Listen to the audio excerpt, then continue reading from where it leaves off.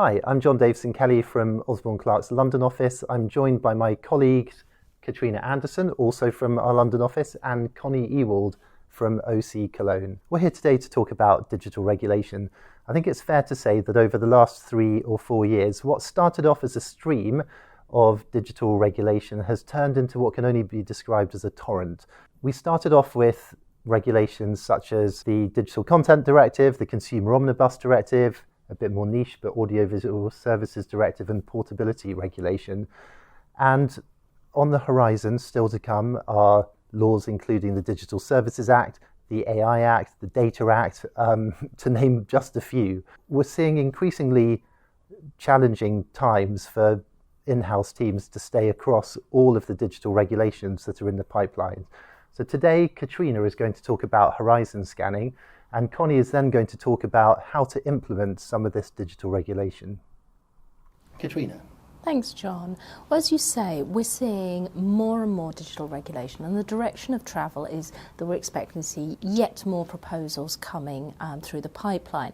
And from the perspective of being an in-house team, staying on top of what's coming, what it might mean for your business is absolutely essential, because that's your opportunity at that proposal stage to engage, to influence, and to try and shape that regulation. There's also opportunities to engage in terms of things like guidance and code of conduct, because that also informs what compliance actually has to look like.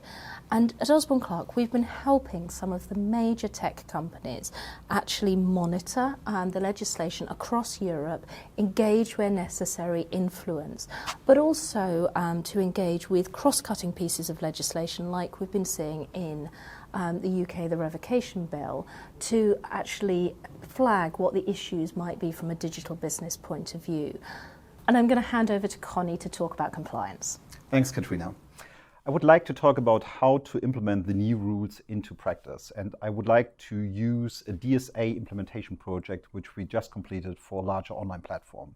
As you know, DSA stands for Digital Services Act, and it's probably one of the most complex pieces of legislation which we have seen over the past 20 years. Compliance is key, as we've just heard from Katrina, and implementing all the new rules means a lot of work from all stakeholders within the business. What we've learned in our project for this particular client is that we need to start with those changes that are necessary for the user interface.